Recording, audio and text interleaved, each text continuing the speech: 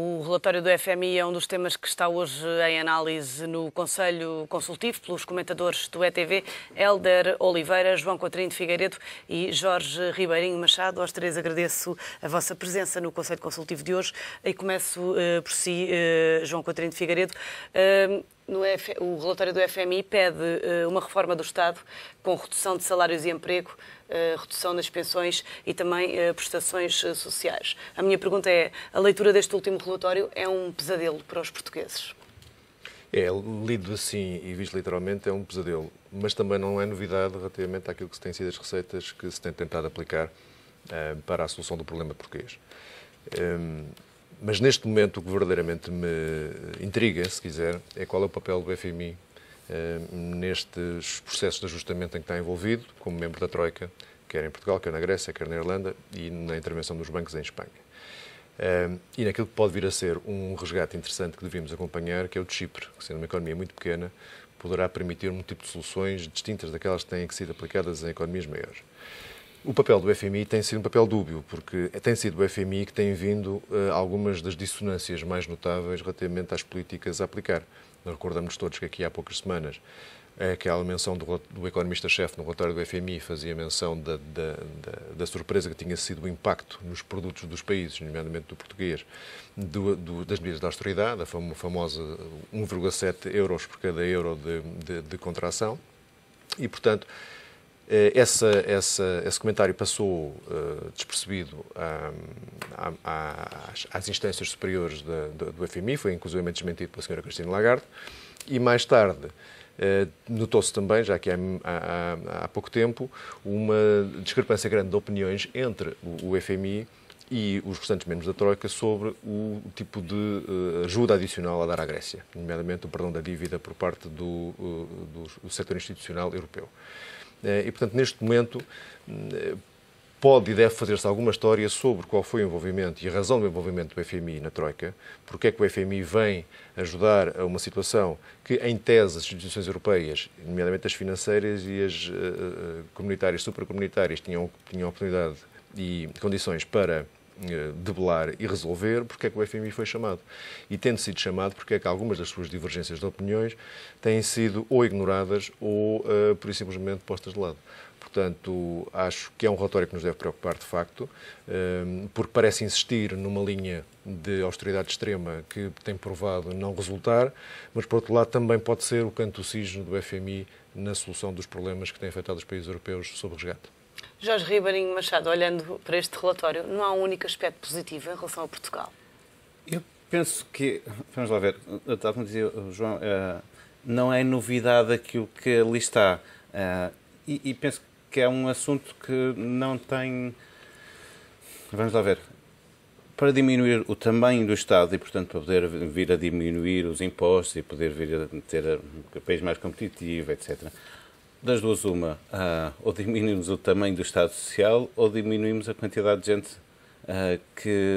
ou os salários, ou o emprego, ou as pensões. Ou tudo, como sugere o FMI. Eles não falam do Estado Social, eles neste momento já estão a falar na parte da quantidade de gente a trabalhar no Estado. E se nós estamos com tantos problemas de dizer...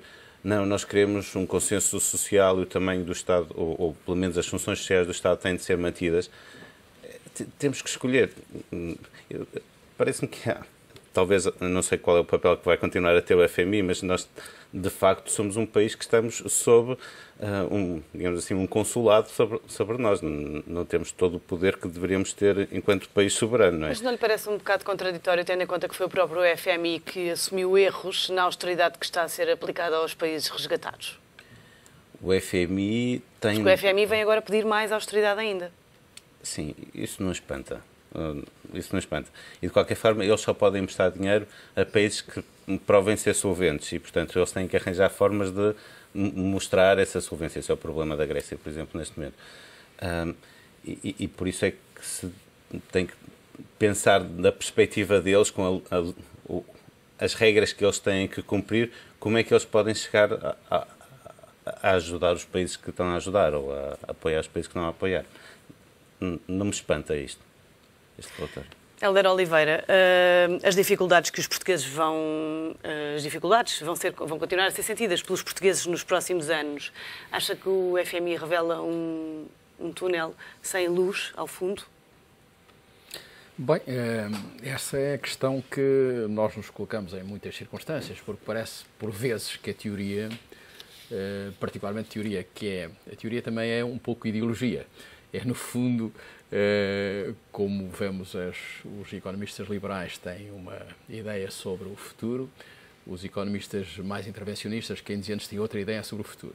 De facto, neste momento, o que nós parece termos que pensar é que, aparentemente, os problemas só se resolvem se houver maior desenvolvimento. E as políticas de restrição que estão sobre a mesa revelam que cada vez mais nós estamos a encontrar caminhos difíceis de recuperação económica. É evidente, voltamos sempre à mesma história, é evidente que a Europa tem que fazer um esforço no sentido de reencontrar o caminho da competitividade, porque outras regiões do mundo puseram em causa, digamos, aquilo que era um bem-estar histórico e que parecia interminável, mas que de repente caímos na realidade. Agora, nós temos que repensar este processo. A seguir à austeridade, o que é que vamos fazer? E, de facto, aquilo que, enfim, resulta um pouco do relatório que eu não li em pormenor e apenas tive as notícias pelos jornais, o que resulta é que é preciso uma austeridade para além de tudo aquilo que efetivamente tínhamos pensado. É preciso uma austeridade para além da austeridade. Para além da austeridade. E portanto, eu, enfim, tenho a esperança que, apesar de tudo, depois de pensarmos mais maduramente sobre estas questões, verificar que alguns países, por exemplo, alguns países europeus que aplicaram as medidas de reestruturação na altura própria, na altura mais adequada, que foi, enfim, na primeira metade dos anos 2000, conseguiram recuperar, não é? Conseguiram recuperar. Portanto, aquilo que sempre pensamos, que eu penso em particular, é que, em termos europeus, digamos, a nossa solução, aliás, a solução de Portugal passa pela Europa. Passando pela Europa, a Europa tem que pensar a forma de sair da recessão em que está a cair neste momento. Enfim, todos os países, a própria Alemanha começa a ter dificuldades nesse domínio.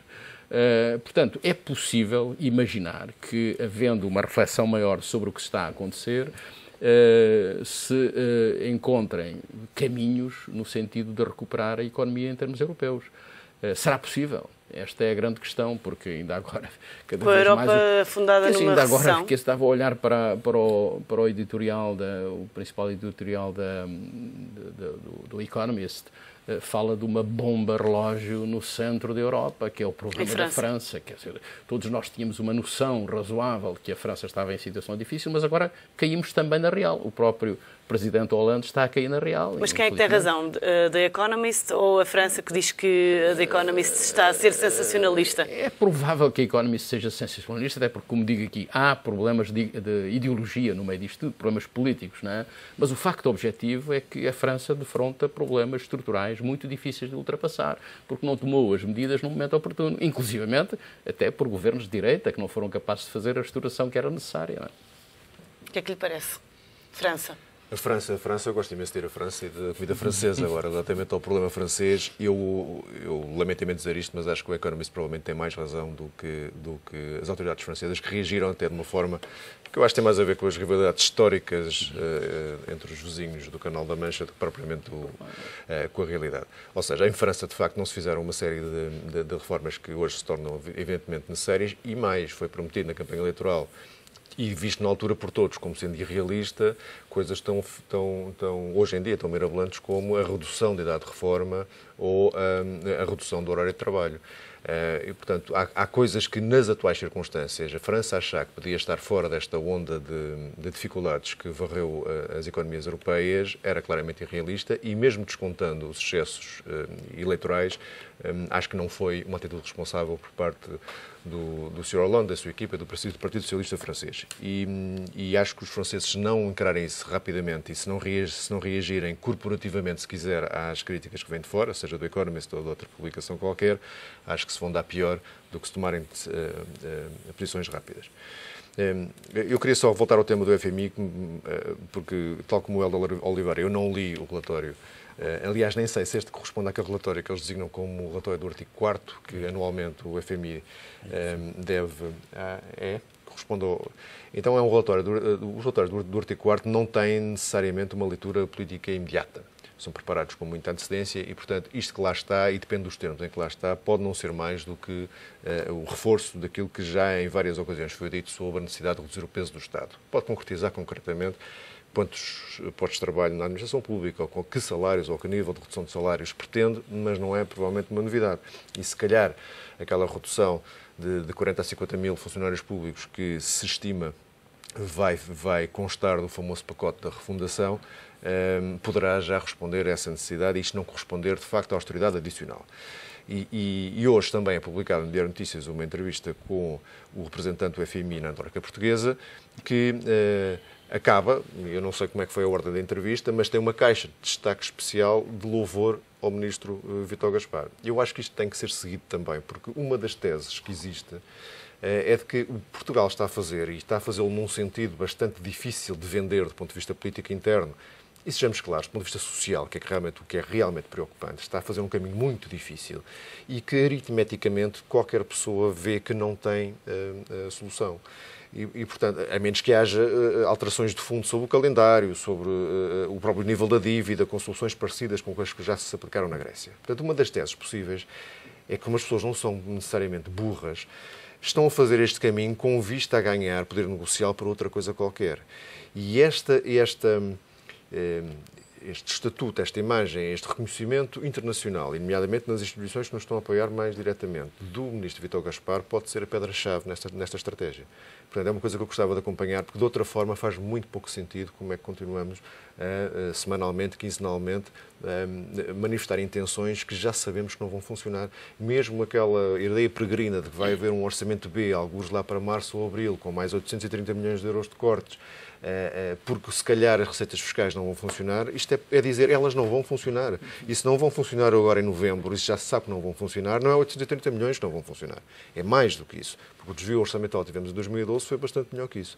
Portanto, este encadeado de problemas à volta daquilo que tem sido a posição dos membros da Troika e do FMI em particular, acho que deve ser vista com cuidado e analisando com cuidado também a relação pessoal entre cada um dos elementos que hoje em dia acompanham a economia portuguesa e é responsável por decisões como aquelas que nos têm afetado tanto. Vou lançar para aqui mais algumas conclusões do relatório. No que diz respeito ao Estado, o FMI diz que a consolidação orçamental é imperativa, ou seja, é preciso reduzir o déficit e a dívida. A minha pergunta é, isto quer dizer que não há espaço para aliviar a carga fiscal nos próximos tempos? Não há. Eu prometo aqui para a próxima semana, estou a tentar fazer essa descoberta. Por motivos diferentes, tive que acompanhar a evolução da dívida pública soberana portuguesa. E de 2005 para cá, eu não quero fazer coincidir isto com o governo de José Sócrates, mas a verdade é que coincide. Entre 2005 e 2011, a dívida pública portuguesa passou de 90 mil milhões de euros para 170, eu não sei, este ano provavelmente chegará quase a 180 mil milhões. O alargamento do período orçamental, que isso alterou tudo. Não é a dívida pública que cresce, é a forma de calcular a dívida pública. Talvez me possa então esclarecer como é que, com uma sucessão de 7 déficits orçamentais, estes 7 anos que eu estou a falar, que não totalizam mais de 40 ou 45 mil milhões de euros de déficit, a dívida pública sobe mais de 90 mil milhões. Portanto, que despesas não orçamentadas passaram a ter que ser assumidas pelo Estado e vieram a onerar a dívida pública. Exatamente. É muito dinheiro e eu gostava de ter uma explicação cabal para isto. Porque é isto que nos leva a um nível de dívida de 120%, que é insustentável em qualquer circunstância. E é por isso que a carga fiscal não pode ser aliviada e é por isso que a austeridade não pode ser aliviada. Porque enquanto não voltarmos a níveis que tivemos durante bastantes anos, 50%, 55%, 60% do PIB, não somos financiáveis autonomamente, não podemos ir ao mercado financiar-nos. As pessoas dizem, isso é um problema puramente financeiro. Não é. Sem esse tipo de financiamento não há possibilidade de voltar a pôr a economia a crescer. Não temos recursos para voltar a pôr a economia a crescer, ou dito de outra maneira, tudo o que gerarmos e tudo o que gerarmos será pouco, será para abater a dívida e não para financiar a economia. Jorge, o FMI admite apenas algumas correções a nível fiscal em alguns impostos e incentivos para empresas exportadoras. Sim, é verdade. E a ideia de baixar o IRC para os 10% de que falava o Ministro da Economia também desde que reduziu com algumas outras formas porque não há outro. Eu acho interessante esta ideia de crescimento, descobrir o crescimento. As empresas só vão. O crescimento é através das empresas, não vai ser o Estado a fazer o crescimento. E as empresas só vão conseguir crescer se conseguirem investir. Só conseguem investir se tiverem taxas de juros menores do que a sua taxa de crescimento possível. Sem isso não vale a pena. Se tiverem mercado. E se tiverem mercado também. Mas até podemos supor que têm mercado. Mas nós não vamos ter umas taxas de juros suficientemente baixas para podermos pôr as empresas a pedir o dinheiro aos bancos para poderem fazer esse tal crescimento. Mas deixe-me introduzir então mais um dado, porque no que se refere às empresas para o FMI, a prioridade deve ser a desalavancagem e não se fala em mais financiamento para as empresas que permita relançar o crescimento. Sim, é verdade, mas é que só vale a pena falar de pensar no crescimento se estiverem as condições reunidas para que isso possa acontecer. E com uma taxa de juros muito elevada ou sem dinheiro nos bancos, não há essas capacidades. As empresas não conseguem ir buscar, neste momento, as empresas não conseguem ir buscar dinheiro aos bancos, porque os bancos não têm esse dinheiro. E, portanto, eu não vejo outra hipótese senão a desalavancagem, a diminuição do peso do Estado, podermos ir aos mercados, buscar dinheiro a uma taxa decente para poder o tal crescimento. Hélder, acha que o crescimento fica todo às costas do setor exportador que tem que enfrentar, por sua vez, uma economia europeia em recessão? Sim, cada vez estamos a concentrar-nos mais no setor exportador e julgo que neste momento é a grande perspectiva que temos. Infelizmente, no passado nós não Mas mesmo recorremos... assim tivemos um decréscimo das exportações em setembro. Sim, é verdade. Eu acho que, historicamente, houve sempre uma preocupação em Portugal de internacionalizar a nossa economia. Houve momentos em que tivemos, digamos, sucesso nessa internacionalização. Infelizmente, algumas das medidas que tomámos e que foram sucesso estão neste momento em falência, né? Eu recordo-me que nos anos 90 Portugal internacionalizou os seus bancos, nos PALOP, por exemplo. Foi Portugal que apostou pela primeira vez em Angola e em Moçambique, e os sistemas bancários em Angola e Moçambique são dominados por bancos portugueses, que fizeram ainda ontem, aliás, pude ouvir o governador do Banco de Moçambique a dizer que neste momento há enormes oportunidades em Moçambique devido à exploração de recursos naturais, alguns já conhecidos e outros que agora começam a reconhecer-se, e ele fez um apelo a que a banca portuguesa em particular, que está em Moçambique desde 1993, foram os primeiros bancos os estrangeiros a abrirem Moçambique, que agora tem uma oportunidade enorme de se afirmar nesse território, para que eles efetivamente entrem nesse processo de desenvolvimento que existe em Moçambique. Bem, portanto, eu estava a dizer, não fugindo ao tema inicial, que infelizmente algumas medidas que tomamos no domínio do apoio à internacionalização da economia portuguesa não foram suficientemente fortes e não tiveram a continuidade adequada. Lembramos-nos que em determinado momento se criou um grupo para essa internacionalização. Por um lado, elas não foram suficientemente fortes e, por outro lado, algumas dessas medidas que ainda têm impacto no presente estão a deixar de ter esse impacto, não é? Que recentemente nós privatizámos talvez uma das poucas multinacionais portuguesas, que foi a Simpor, e neste momento o que vemos é que há uma deslocação clara do centro de Portugal para o Brasil. E isso é, por vezes, um fator decisivo no processo de apoio ao crescimento das exportações. Portanto, nós temos que apostar no setor exportador, mas estamos a perder alguns dos instrumentos que dão fortaleza a ele. Por outro lado, e no que se refere ao financiamento, julgo que pela primeira vez começámos a discutir a questão de uma maneira relativamente séria, que é regressar a um conceito que neste momento, enfim, se recupera. Eu espero que não seja efetivamente um novo banco, mas que seja a perspectiva de um banco de desenvolvimento, um banco de fomento, mas concentrado no setor que já no sistema que já existe. Porque se nós vamos montar um novo banco, só daqui a uns 2 anos esse banco começa a funcionar, não é? Portanto, há de facto aqui algo que é uma esperança. A própria senhora Merkel se referiu a isso. Se referiu aos fundos do KfW. Nós não podemos esquecer que a partir de 1976 em Portugal, o KfW teve um papel importantíssimo, porque prestou linhas de crédito a Portugal, através do anterior Banco de Fomento, e, portanto, aí conseguimos encontrar formas de fazer crescer a economia portuguesa e de financiar as empresas portuguesas. Portanto, há realmente a perspectiva de nós virmos a ter fundos para que essas empresas, se existirem, se houver essa iniciativa, puderem ser financiadas.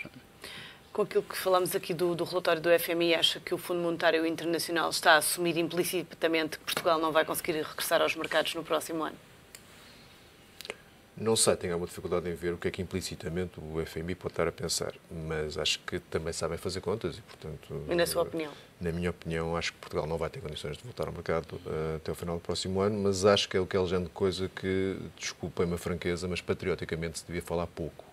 Porque é o género de coisa, quanto mais se diz, menos se verifica. Portanto, eu acho que temos que nos concentrar, sobretudo, em combater todos os dias eventuais medidas que possam não contribuir para resolver a situação. Temos que, nas nossas vidas pessoais e particulares e profissionais, lutar todos os dias para fazer com que as coisas possam caminhar para um sentido positivo e, desse ponto de vista, acho que a veia exportadora e a via exportadora é provavelmente a mais útil. Ontem, nas jornadas do Portugal Exportador, o presidente do AICEP, Pedro Reis, dizia que não vamos poder contar com umas exportações tão pujantes em 2013 como contámos em 2012.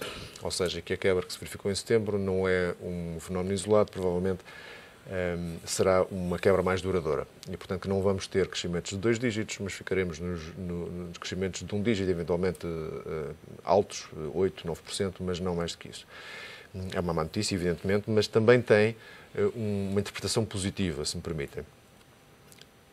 Às vezes as pessoas desesperam porque acham que, e nós próprios aqui por vezes fazemos uma análise que parece que bate numa impossibilidade entre a impossibilidade aritmética e a possibilidade quase biológica de sobreviver a um aperto destes.